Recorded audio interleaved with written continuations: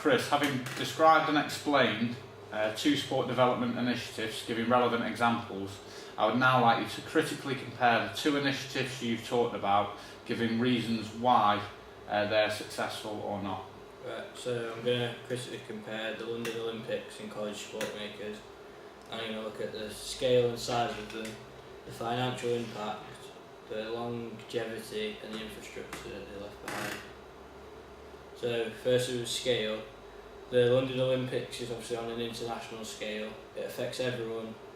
It increases participation down from a grassroots level, whether that be like a beginner watching a sport, I fancy having a go at that, or whether it be an elite performer that's already good at a sport that just thinks that they need to try harder to get even better to hopefully go to the next Olympic game. And then the size and scale of the college sport makers is on a national, and it's focused on grassroots and introducing teenagers at college level into different sports that they might not have had the opportunity to play before. The London Olympics has massively financial impact. It costs billions of private and government money, and it's predicted that it would actually make money on the turn through broadcasting and just how big on the global scale it was, but actually left the UK in debt, which isn't good. Whereas the college sport makers is a government funded programme, and as long as the funding's still there and it's being successful and they're introducing new sports and there's more participants at a grassroots level, it'll carry on the funding and therefore it'll carry on going. The longevity of it is the London Olympics is supposed to leave a lasting legacy that will last forever, but obviously as it gets further away from the Olympics it dies down unless people use the facilities, and it sort of gets forgotten a bit bit more run down. Whereas college sport makers is a national programme. Like I said, with the funding, as long as it's being successful, it'll carry on and it'll last longer.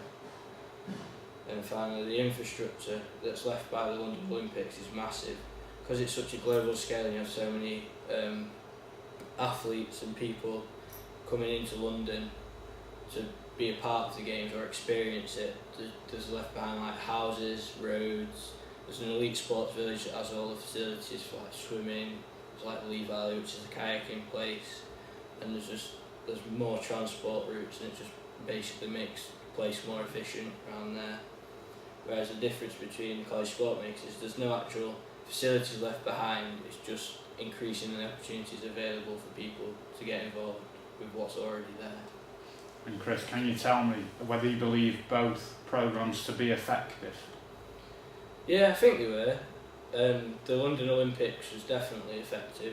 It was the most successful for the UK, and there was massive global viewings and a lot of funding went into it. And I think the college sport makers has been successful because there is, even in my college alone, there's been increased opportunities. Like we applied for funding and got rowing machines for the gym and stuff like that. So I do think they both work.